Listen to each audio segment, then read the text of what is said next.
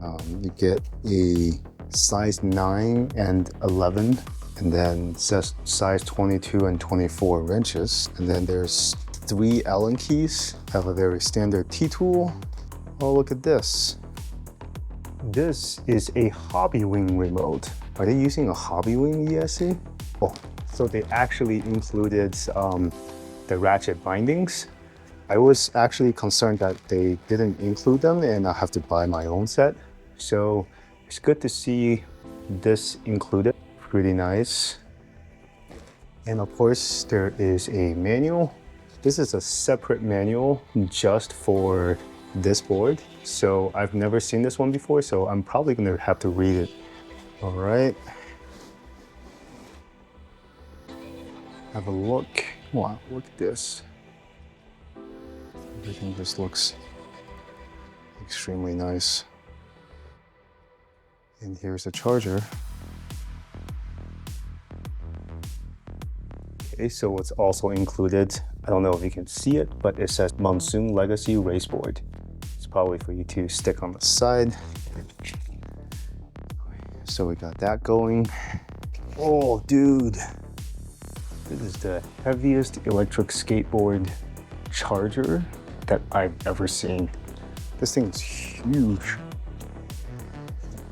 Look at this. It's got its own fan and everything. Let's see how fast this thing charges. I'll be asking Meepo on why they used this whole setup instead of just their own standard 6 amp charger.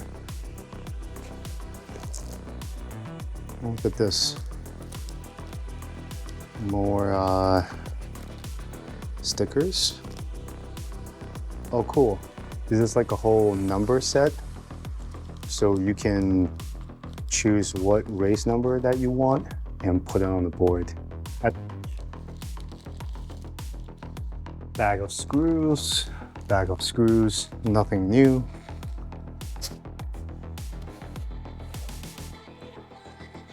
Now comes the skateboard. Oh. It's heavy and it's well packed. Look at that. It even has the limb power gear drive installed. I thought it was going to be a belt drive. This is the ESC. You can see the 3 link trucks down there. There's the mount. Holy cow, look at this.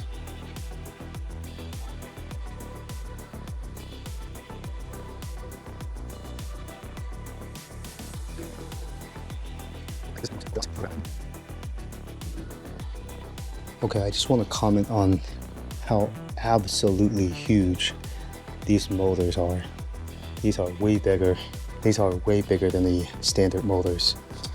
I like the look, the machined matte look of the ESC.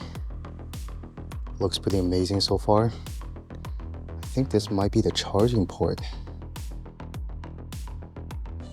It's got the classic RC car charge port setup. And if you look this way, you can see the 3 link truck bushings right there. Okay. And it's got the limb power gear drive with the bash guards pre-installed as well. Man, this carbon fiber feels nice. Feels really, really nice. Okay, let's move to the front. 3 link trucks. Cool. Everything looks very well made.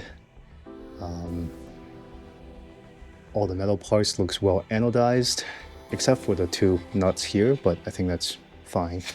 And these are called the hot melt tires. They're supposed to be racing tires. They feel okay. Not too soft, not too hard. I'll be trying these out. These are Meepo's top of the line aluminum wheels, aluminum race wheels. These are supposed to be super lightweight.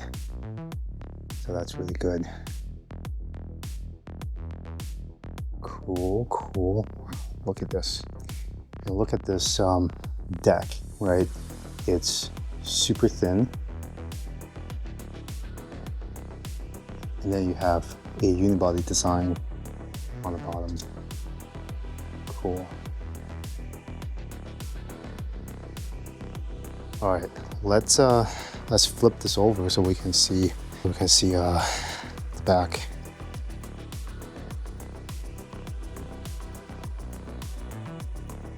Okay, I think we have a better look of the rear truck system. It says Meepo right here, and this thing that sticks out really high. I didn't even know it goes up that high. And then these are the wires that goes into the battery enclosure, and this whole thing is metal. It's kind of protected by this metal protection case.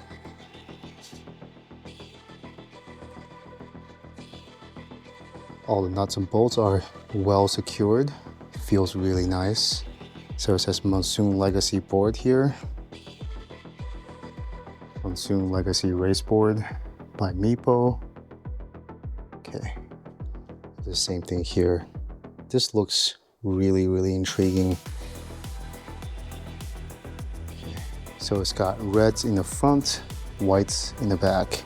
Isn't reds more stiff than the white bushings?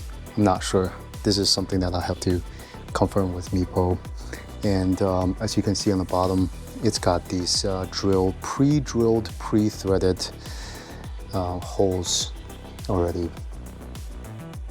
Again, everything looks super clean, super nice. Let's go for a ride. Okay, I just turned the remote on. Turn the ESC on. I'm in eco mode.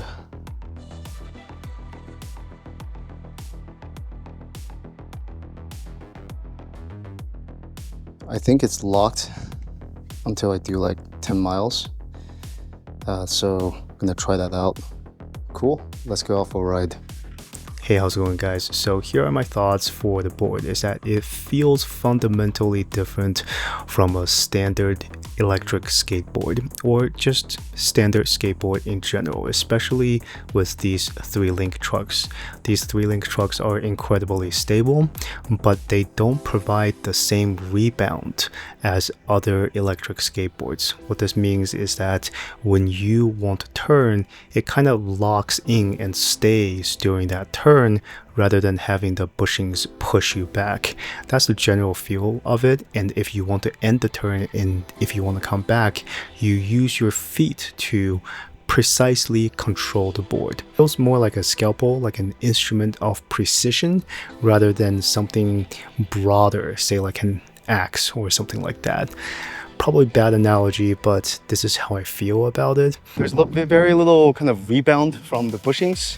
Like it tend to lock you into whatever degree that you just leaned into and keeps you there very well. I think for normal skateboards, you're expecting this huge, you're expecting a good amount of rebound from the bushings, but there is really none here. So it's all footwork, very precision driven. Actually, double kinpins will make this turn very well.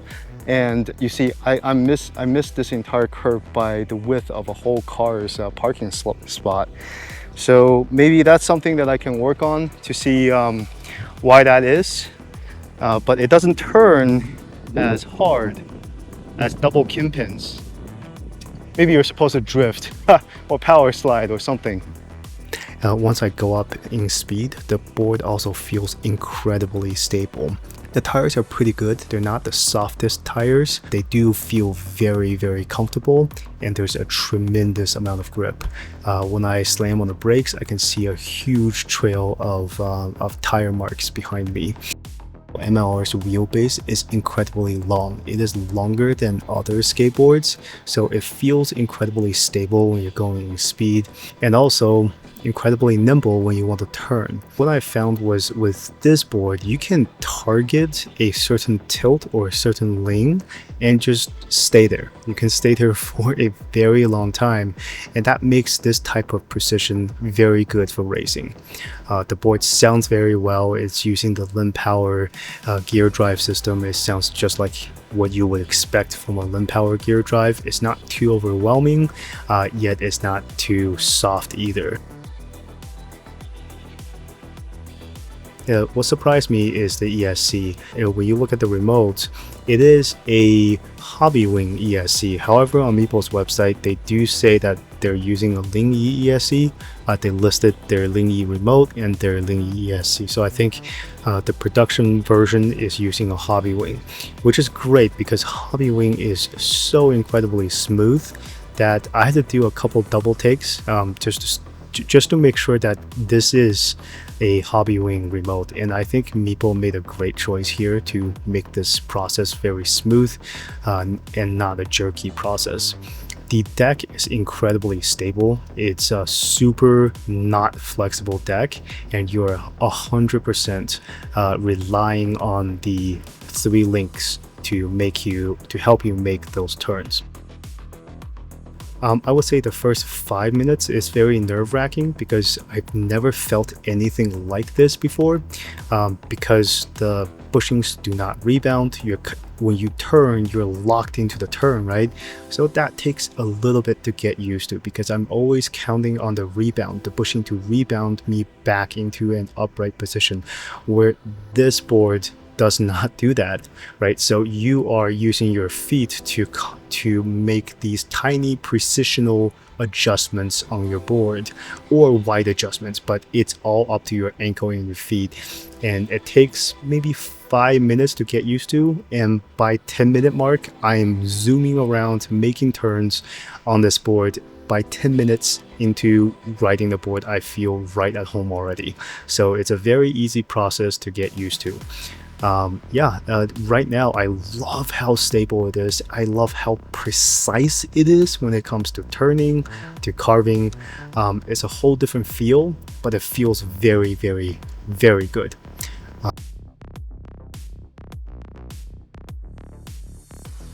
I do plan on race at the next eSkateCon. I never raced before, and this is something that I'm very interested in developing. And probably gonna try to enter the entry level or the stock board league with this.